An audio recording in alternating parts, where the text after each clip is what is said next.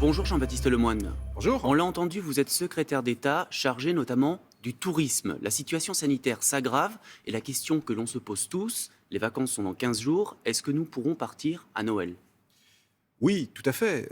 Nous pourrons partir dès lors que nous continuons à être tous très responsables. Il faut redoubler de vigilance dans le respect des gestes barrières, dans le fait d'aller faire son rappel lorsqu'on est éligible. Et puis voilà, tous les réflexes qu'on a acquis. Parce qu'il faut lutter contre cette nouvelle vague. Et le plus beau cadeau qu'on puisse se faire tous collectivement pour Noël, c'est de casser cette 5e vague. Mais ça veut dire quoi? Si on veut partir aujourd'hui, si on veut prendre un billet de train, d'avion, est-ce qu'il y a des recommandations précises? Alors, moi, la recommandation que je vous fais, lorsque vous souhaitez organiser un déplacement, votre voyage, n'hésitez pas d'ailleurs à avoir recours aux entreprises du voyage, aux agents de voyage, parce qu'ils sont là pour vous conseiller, notamment lorsque vous voulez vous déplacer. Ayez recours aussi au site des conseils aux voyageurs, qui sont sur diplomatie.gouv.fr, pour vous conseiller sur justement les zones à éviter ou les zones qui restent ouvertes. Et puis, tout simplement, vous savez, j'ai longtemps promu l'été bleu, blanc, rouge. Je fais la promotion aussi de cet hiver bleu, blanc, rouge. Regardez, la neige est là, nos montagnes ont ce joli manteau blanc. Beaucoup de stations ouvrent d'ailleurs dès ce week-end. On va y revenir sur les stations. En toute sécurité sanitaire, puisque nous avons mis en place le pass sanitaire avec un taux d'incidence qui a dépassé les 200. Et donc tout ça va permettre, je crois, de pouvoir souffler, de pouvoir se retrouver. La SNCF, d'ailleurs, enregistre des taux de réservation inédits qui sont au-delà même de ce qu'on connaissait avant la crise. Donc, je crois que les Français ont cette envie de s'oxygéner. Faisons-le en toute sécurité sanitaire. C'est là la recommandation que je fais. Et qu'est-ce que vous dites aux Français de l'étranger qui voudraient, eux, revenir en France pour passer les fêtes en famille? Oui. Alors, lorsqu'on est Français établi hors de France, on peut toujours revenir en France. Ça, c'est le principe. D'ailleurs, nous avons mis beaucoup pour accompagner nos compatriotes en convertissant aussi leur certificat de vaccination étranger en passe sanitaire. Je peux vous dire que cet été, 200 000 comme ça ont pu avoir un QR code et avoir accès aux activités, bien qu'ayant été vaccinés à l'étranger. Et donc, ils sont naturellement les bienvenus s'ils le souhaitent. Les professionnels du tourisme avaient retrouvé le sourire aux vacances de la Toussaint. Là, ils ont peur que ces vacances soient gâchées. Qu'est-ce que vous dites aux professionnels du tourisme qui commencent à s'inquiéter? Alors, j'ai réuni les professionnels du tourisme hier lors du comité de filière tourisme. Vous savez, c'est ma méthode, toujours la concertation, le dialogue. Ce que je retire, c'est qu'effectivement, il y a un petit coup de frein depuis une dizaine de jours parce que...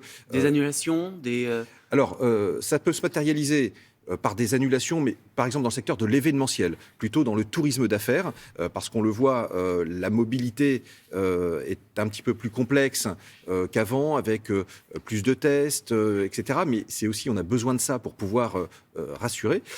Et ce que j'ai dit aux professionnels du tourisme, c'est que naturellement, nous allons travailler avec eux, voir s'il y a besoin de les accompagner. J'en ai parlé à Bruno Le Maire mercredi. Les accompagner, c'est-à-dire les accompagner, de nouveau ressortir le portefeuille pour les aider financièrement si besoin? Depuis 18 mois, on a mis 38 milliards d'euros pour accompagner effectivement les acteurs du tourisme français. On n'est pas là pour les lâcher si d'aventure ça repartait et ça repart. Donc du coup, on est en train de regarder s'il y a des besoins et naturellement, le tourisme, c'est une priorité nationale.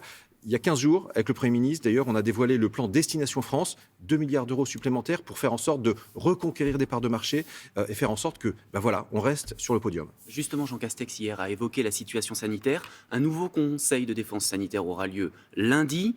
Il a été convoqué pour voir s'il y a lieu, a-t-il dit, de prendre des mesures complémentaires. Ça signifie quoi, des mesures complémentaires? Écoutez, je ne peux pas vous annoncer la fin de la réunion avant même qu'elle ait eu lieu. Ce que je peux vous Mais dire, est-ce qu'il y a des pistes, par exemple? Ce que je peux vous dire, c'est que la stratégie qui est la nôtre, elle est la bonne et on la garde. Cette stratégie, c'est quoi? C'est la vaccination. Et de ce point de vue-là, regardez, la campagne, pour le rappel, fonctionne très bien. 500 000 personnes qui ont reçu leur rappel hier. On en est à plus de 8,5 millions de personnes qui ont reçu le rappel et on espère bientôt les 10 millions. Des créneaux s'ouvrent, 1200 centres de vaccination, 300 nouveaux dans les tout prochains jours.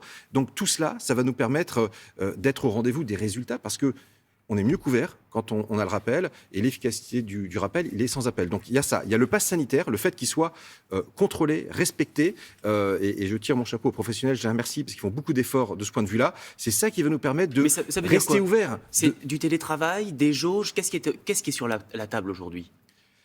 Sur la table, il y a l'idée de pouvoir amplifier le recours aux outils existants. Et c'est un appel à la responsabilité. C'est un appel à la responsabilité individuelle et collective. Est-ce que ça suffit aujourd'hui? Si chacun d'entre nous, vraiment, on fait tous ces efforts, le masque, les gestes barrières, la vaccination, etc., oui, bien sûr, on peut s'en sortir et on peut faire face à cette nouvelle vague en évitant un trop grand nombre d'hospitalisations.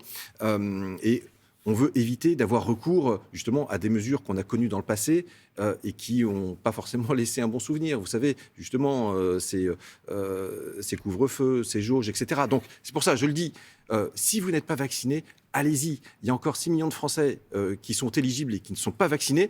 Allez-y, parce que sinon, le virus, il y a un beau jour, il va vous trouver. Justement, les premiers cas en métropole du variant Omicron ont été détectés hier. Des voyageurs qui revenaient du Nigeria et qui n'étaient pas vaccinés. Comment c'est possible? Vous avez vu que d'ailleurs, ils ont été testés et tout de suite mis à l'isolement. Donc il y a eu une bonne efficacité dans justement le tracing à l'arrivée. Et c'est vrai qu'on a renforcé les mesures sur un certain nombre de pays, notamment les pays de l'Afrique australe, pour pouvoir s'assurer de détecter ces cas.